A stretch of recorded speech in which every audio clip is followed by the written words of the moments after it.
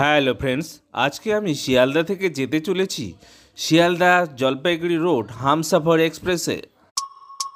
পদাতিক এক্সপ্রেস এবং এই ট্রেন কাছাকাছি সময় হওয়ায় এই ট্রেনটি কিন্তু বেশিরভাগ দিনই 14 নম্বর প্ল্যাটফর্ম থেকে ছেড়ে দেয়।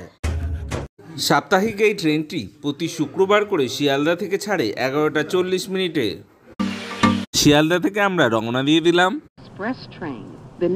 এই ট্রেনটির ট্রেন নাম্বার হলো 13-11-5।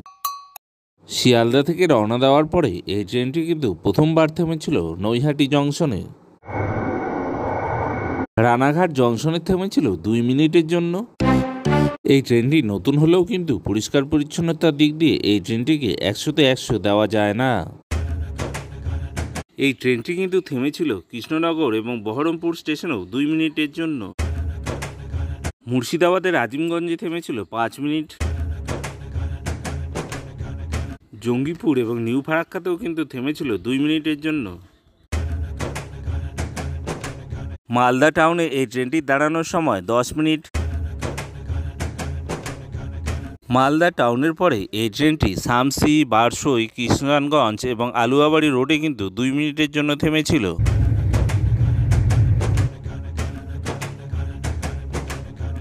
এনজিপি স্টেশনেও কিন্তু এই ট্রেনটি দাঁড়ায় 10 মিনিটের জন্য।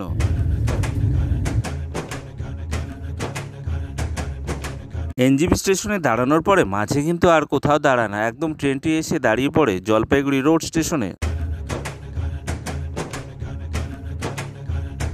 এই ট্রেনটি সম্বন্ধে কারো কিছু যদি জানার থাকে তাহলে কমেন্ট বক্সে জানান।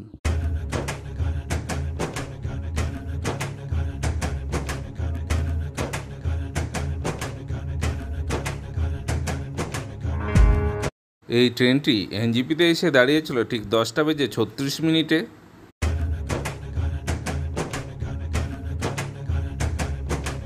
এই ট্রেনটি জলপাইগুড়ি রোড স্টেশনে আসার শিডিউল টাইম 12টা হলেও এই ট্রেনটি কিন্তু 11টার সময় জলপাইগুড়ি রোড স্টেশনে পৌঁছে গেছিল।